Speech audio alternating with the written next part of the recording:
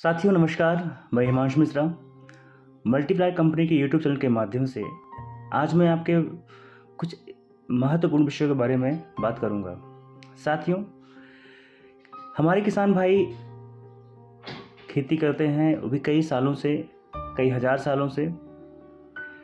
पहले कुछ 100 साल पहले किसान भाई खेती करते थे, तब ज़मीन से जितना उत्पादन लेते थे उसका कम से कम 30% जो है ज़मीन को वापस करते थे, जिसकी वजह से मिट्टी की उर्वरा शक्ति हर बार बढ़कर होती थी और जिसकी वजह से उत्पादन भी अच्छा मिलता था। फसल में रोग कीड़े कम मिलते थे क्योंकि मिट्टी अच्छी थी।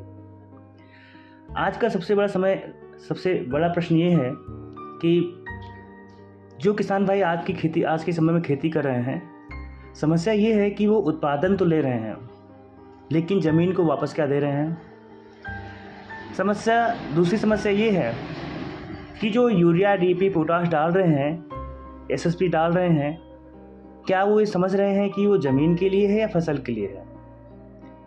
तो पहला मैं इसको क्लियर कर दूं कि जो हम यूरिया डालते हैं 46%, बाकी का ऐसा कचरा जो बहुत ज़्यादा गर्म होता है और बहुत ज़्यादा नुकसानदेह होता है ज़मीन के लिए, पर्यावरण के लिए, स्वास्थ्य के लिए। इसी तरह डीएपी में 18% नाइट्रोजन, 36% फास्फोरस, बाकी का जो कचरा है वो ज़मीन के लिए, पर्यावरण के लिए और स्वास्थ्य के लिए बहुत ज़्यादा नुकसानदायक होता है। तीसरी चीज़ है पोटाश, जिसमें 60% पोटाश है, बाकी का सारा कचरा। और एसएसपी में भी इसी तरह 16% फास्फोरस, बाकी का कुछ परसेंट कैल्शियम, कुछ परसेंट सल्फर, बाकी का सारा कचरा। ये सारा कचरा हम ज़मीन को दे रहे हैं। बाकी जो उसमें जो परसेंट है नाइट्रोजन का, फास्फोरस का, पोटास का, वो सब कुछ दे रहे हैं हम अपनी फसल के लिए। तो साथियों, हम फसल के लिए तो दे रहे हैं जिसकी वजह से फसल का उत्पादन भी हर बार मिल जाता है, ठीक ठाक एवरेज उत्पादन मिल जाता है। लेकिन आप ये समझ रहे हैं कि पिछले अगर हम 10 साल की बात करें तो 10 सालों में हमारा जो खर्चा है, किसान भाइयों को जो खर्चा है वो कम से कम 2 से 3 गुना उत्पादन खर्चा बढ़ा है।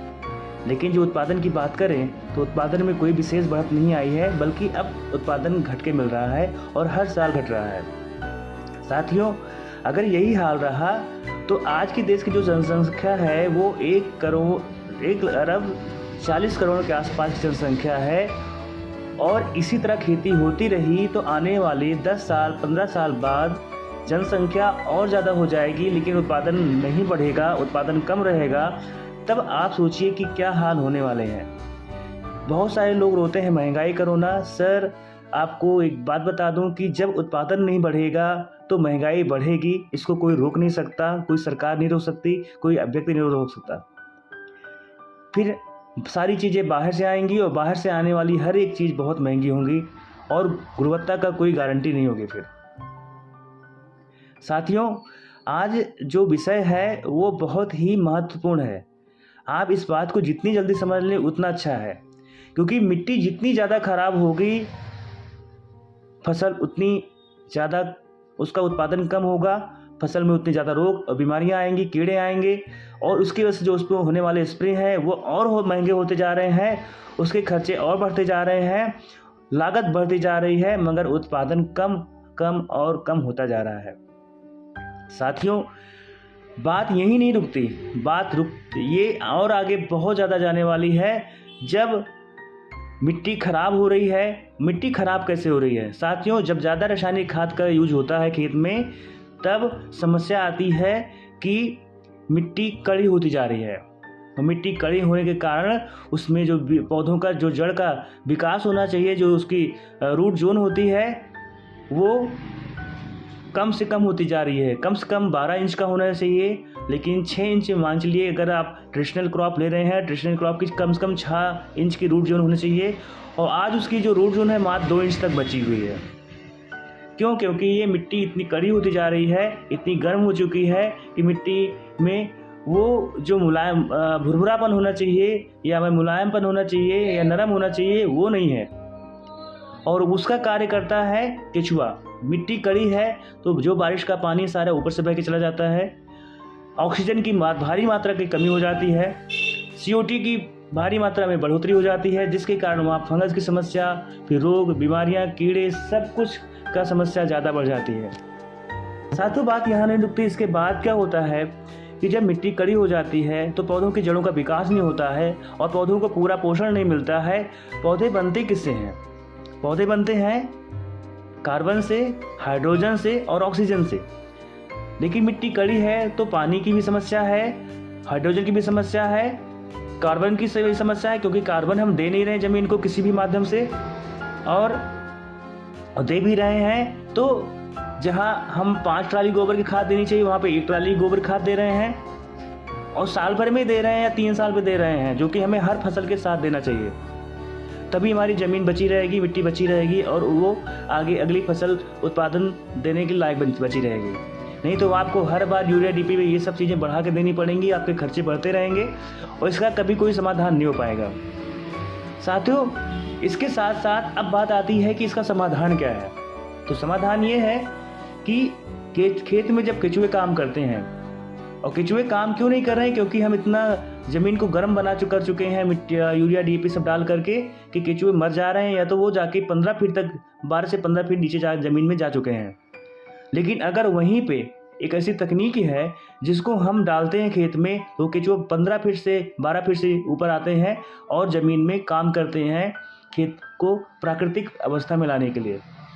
जब केचुए काम करते हैं तो वो ऊपर से नीचे 15 फीट तक गहराई तक वो जाते हैं और नेचुरल पाइप बनाते हैं जो करोड़ों की संख्या में होता है, और वो पाइप के माध्यम बार बार ऊपर जाना, नीचे जाना और नीचे का पोषक तत्व ऊपर लाना, और ऊपर के मिट्टी को मतलब वो फिर नीचे एक नया रास्ता बनाएंगे, फिर नए रास्ते से ऊपर आएंगे। इस तरह से पोषक तत्वों की भरमार होगी खेत में।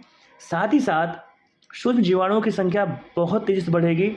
साथ ही साथ ज़मीन भुरभुरी होती जाएगी और खेत में ऑक्सीजन का लेवल बढ़ेगा, क्योंकि मिट्टी अब पूरी तरह से पोला हो चुकी है और कार्बन डाइऑक्साइड की मात्रा एकदम से कम हो जाती है, जिसकी वजह से पौधों की जड़ों का जो विकास है वो बहुत अच्छा होता है। वो 6 इंच तक जाता है, या जिन पौधों की जड़ें ज़्यादा गहराई तक जाती हैं वो और ज़्यादा गहराई तक जाती हैं, जिसकी वजह से पौधों का जो भरपूर भोजन मिलता है, चाहे वो कार्बन के माध्यम से हो, चाहे वो हाइड्रोजन के माध्यम से हो, चाहे ऑक्सीजन के माध्यम से हो, चाहे सूक्ष्म जीवाणु के माध्यम से हो। जब जड़ों के माध्यम से ये सब भोजन मिलता है तो ऊपर का जो पौधा होता है वो उसके संख्या मतलब ब्रांचेज उसकी ज़्यादा होती हैं, पत्ते ज़्यादा बड़े बड़े होते हैं, जिसकी वजह से प्रकाश संश्लेषण ज़्यादा होता है, जिसकी वजह से उसमें फूल ज़्यादा आते हैं, फल ज़्यादा आते हैं, उत्पादन बढ़कर आता है। और खेती एक ऐसी चीज़ है जो एक दाना डालकर 1000 दाना देने की क्षमता रखती है, 1000 गुना उत्पादन बढ़ाकर देने की क्षमता रखती है। साथियों इस तरह से आप अपनी खेती को बढ़िया कर सकते हैं। लेकिन वो तकनीक कौन सी है और इसके फ़ायदे क्या हैं? तो फ़ायदे यही हैं कि ज़मीन अच्छी होगी, आपकी फसल अच्छी होगी, फसल में रोग कीड़े कम आएंगे तो खर्चा कम होगा, उत्पादन बढ़कर आएगा और गुणवत्तापूर्ण उत्पादन बढ़कर आएगा। तो इससे अच्छा आपको मूल्य मिलेगा, अच्छा मूल्य, बाजार मूल्य अच्छा मिलेगा, तो आपको आपके घर में पैसा ज़्यादा आएगा, तो हर किसान समृद्ध होगा, और हर किसान समृद्ध होगा तो देश समृद्ध होगा। साथियों बात यही नहीं रुकती, इसके बाद जो बारिश हो रही है, जो नेचुरल पाइप्स बन चुकी हैं करोड़ों की संख्या में, उसके माध्यम से वो पानी उन्हीं नेचुरल पाइप के माध्यम से ज़मीन में जाता है, और पाइप के माध्यम से जब पानी ज़मीन में जाता है तो वो भूजल स्तर भी हर बार बढ़ाता है। साथियों आज बहुत ही विडंबना है देश की कि जिस देश में 20 फीट, 25 फीट, 100 फीट पर पानी मिलता था, आज वहाँ जहाँ 200 फीट पे पानी मिलता था वहाँ 600 फीट पर पानी मिल गया है। जहाँ 20-25 फीट पे पानी मिलता था आज वहाँ 200 फीट पे पानी मिल रहा है, और जहाँ 200 फीट पे पानी मिलता था आज वहाँ 600 फीट पे पानी मिल रहा है, और जहाँ 600 फीट पे पानी मिलता था वहाँ 2000 फीट तक पानी नहीं मिल रहा है। तो साथियों अगर ऐसा चलता रहा तो देश में आने वाले समय में बहुत जल्दी से तेजी के साथ में रेगिस्तान बदलने में समय नहीं लगेगा। साथियों रेगिस्तान और मिट्टी में, उपजाऊ मिट्टी में अंतर क्या है बता दूं मैं आपको। खेती योग्य मिट्टी में कम से कम 3% से 5% तक, 3% से 6% तक जैविक पदार्थ होना चाहिए। लेकिन भारत की 62% जमीन में 0.5% से भी कम जैविक पदार्थ रह गया है, जिसके कारण भारत देश की 62% जमीन रेगिस्तान की तरफ बढ़ रही है। और ऐसा ही चलता रहा तो भारत देश में बहुत ही कम समय में जब भी वो उत्पादन आ रहा है वो उत्पादन उससे भी बहुत तेज़ी से कम होता जाएगा। देश की ज़्यादातर जो खेती योग्य मिट्टी है वो ख़राब हो जाएगी, जिसके कारण उत्पादन कम से कम हो जाएगा और देश में सारी फसलों का जो उत्पादन है वो धीरे धीरे कम हो जाएगा। तो जो भी अनाज आता है, फल आते हैं, सब्जियां आती हैं, वो बाहर से लेनी पड़ेंगी, दूसरे देशों से खरीदनी पड़ेंगी। तो आप समझ सकते हैं कि देश का क्या हाल होने वाला है। बहुत ही दुर्भाग्य की बात है कि आज हमारा देश जो कृषि प्रधान देश है वो किस कगार पे जा रहा है। हर 1 घंटे के अंदर कम से कम 5 से 6 किसान आत्महत्या करते हैं। तो आज अगर हम नहीं जागे, हम नहीं समझेंगे तो कोई दूसरा समझने वाला नहीं आएगा। हम किसान भाइयों को ही समझना पड़ेगा। हमें ही किसान भाइयों के लिए कुछ करना होगा और किसान भाइयों को खुद के लिए कुछ करना होगा, तभी इस देश का कुछ हो सकता है, किसान भाइयों को कुछ हो सकता है। आगे फिर मिलेंगे किसी नए वीडियो साथ में, किसी नए विषय पर। तब तक के लिए जय हिंद, जय भारत, वंदे मातरम।